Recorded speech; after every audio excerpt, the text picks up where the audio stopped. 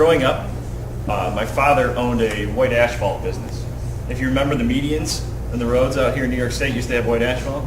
I remember my road test used to talk about, what do you do with those?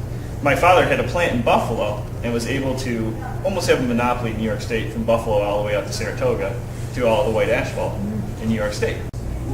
Really enjoyed physics in high school, took Regents physics, really loved it, and wanted to be a physicist, I guess. In college, I went to one physics class, went to one physics lab, and immediately walked down to the registration department and became an English major.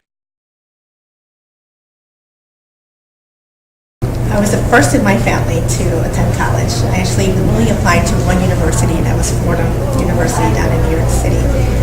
Went there, worked full-time, started out as a human resources personnel assistant for a firm in New York City, and kind of spent about spent about 5 years with that particular firm while I was going to school. So I worked full-time, went to school full-time.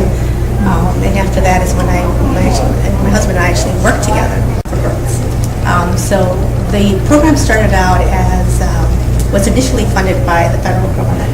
And Rochester was actually one of the 3 cities that was chosen to run this program. We've been running it now for over 8 years. The funding ran out about, I want to say 3 to 4 years ago. But at that point I got involved, met some of the students, and we were hosting the events in New York City,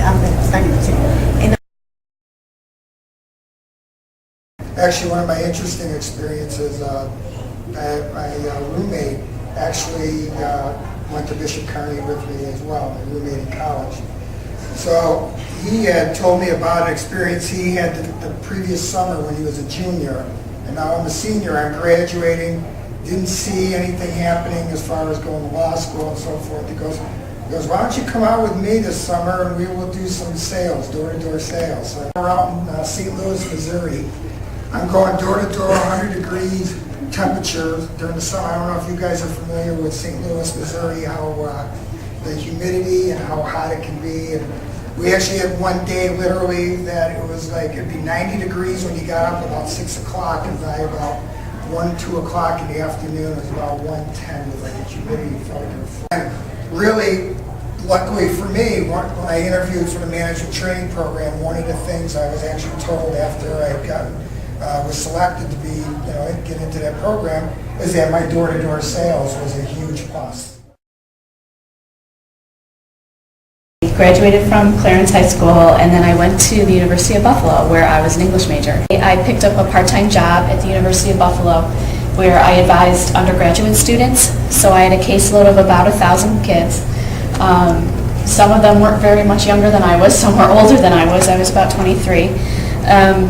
But it was a great job because I would work with these students and determine their academic program, but also if they ran into academic trouble, I would help them try to get back on track. And I always really enjoyed working with those probationary students. I do some volunteer work at the Penfield Food Shelf. I coordinate the Adopt-A-Shelf program. I belong to a garden behind First Baptist Church, which grows all the food and gives it away to the food shelf or to Bethany House or to people in need. So all the food raised, it's organically farmed, is given away. So my kids work on that farm with me, that acre of land, or just a little plot really, and they see how food is grown, and they also see that they can live out their life differently by hopefully helping other people. And then, as you know, I also sit on the Penfield School Board, which has been really a part-time job. They just don't give you a check for it. They don't. And it's okay. But on the board, I concentrate on legislative matters. We are building communities and bridging continents.